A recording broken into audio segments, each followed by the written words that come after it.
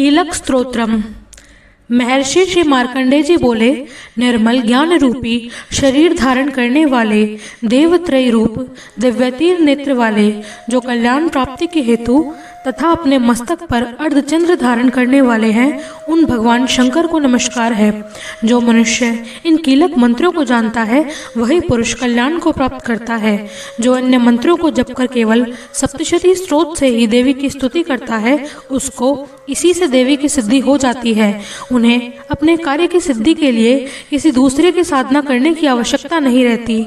बिना जप के ही उसके उच्चाटन आदि सब काम सिद्ध हो जाते हैं। लोगों के मन में शंका थी कि केवल सप्तशती की उपासना से अथवा सप्तशती को छोड़कर अन्य मंत्रों की उपासना से भी समान रूप से सब कार्य सिद्ध होते हैं। ऐसे में कौन सा साधन श्रेष्ठ है?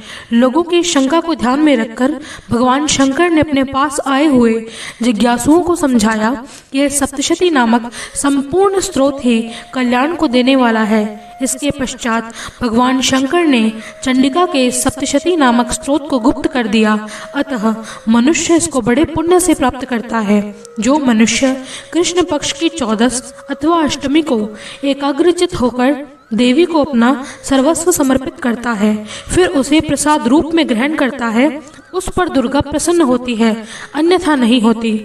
इस प्रकार सिद्धि के प्रतिबंधक रूप कीलक के द्वारा भगवान शंकर ने इस स्रोत को कीलित कर रखा है। जो पुरुष इस सप्तशती को निष्कीलन करके नित्य पाठ करता है या सुनता है, वह सिद्ध हो जाता है, वह देवों का पार्षद होता है, वह गंधर्व होता है। सर्वत्र विचरते रहने पर भी उस मनुष्य को इस संसार में कहीं कोई डर नहीं होता। वह आप मृत्यु के वश में नहीं पड़ता और मरकर मोक्ष की प्राप्ति हो जाती है। किंतु इस कीलक की विधि को जानकर ही सप्तशती का पाठ करना चाहिए। जो ऐसा नहीं करता वो नष्ट हो जाता है।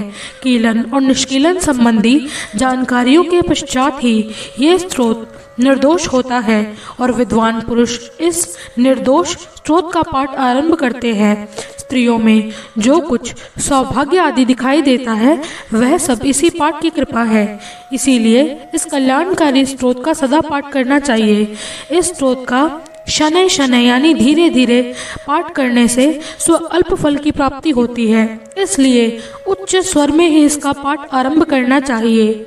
जिस देवी के प्रसाद से ऐश्वर्य, सौभाग्य, आरोग्य, संपत्ति, शत्रुनाश तथा परम मोक्ष की प्राप्ति होती है, उस देवी की स्तुति मनुष्य को अवश्य करनी चाहिए।